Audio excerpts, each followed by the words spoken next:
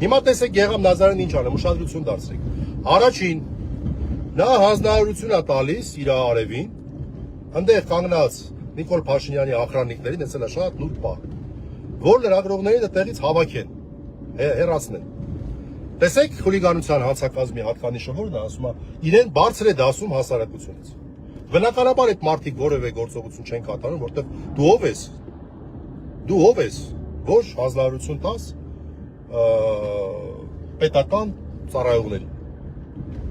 այդտեղ ծառայություն իրականացնող իրավապահ մարմինների։ Այսինքն դու քեզ վերագրել ես իրավունք հանձնարարություն տալ։ Դա արդեն իսկ խոսում է նրա մասին, որ դու վեր ես դասում քեզ մյուսներից, այնտեղ կանգնած մյուս մարդկանցից քեզ վերապահում ես ինչ-որ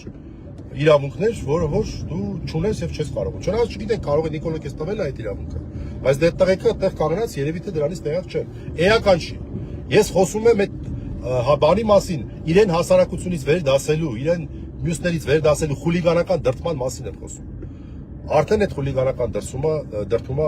արդեն սկսեց դրսևորվել, ձևավորվել։ Հաջորդ խոսքով ինչ է ասում։ Ասում է ես մինչև օգոստոսի 2-ը պատգամավոր եմ, դրանից հետո դու փտելու ես բանտերում։ Լրագրողներին ասում։ Այսինքն ինքը կանգնած արդեն դատավճիռ է կայացնում, որոշում է կայացնում, ով է այն մյուսի հետ համադրած նայեք։ Այսինքն ինքը էլի դրանով իրեն բարձր է դասում մյուսներից։ Եվ որից հետո կամերաների տակ գիտակցելով, որ իրան նկարում են, հավանաբար նաև ուղիղ եթերով են նկարում, տեղեկատվական տեխնոլոգիաները օգտագործելով, այստեղ է տեղեկատվական տեխնոլոգիաները օգտագործելու այդ հասկացությունը, այստեղ շատ լավ ձևով դրսևորվում է։ Օգտագործելով, որ այդ պահին իրան նկարում են, սկսում է անպարկեշտ արտահայտություններ անել։ Այնպիսի անպարկեշտ արտահայտություններ անել, որ նույնիսկ փակում են դա,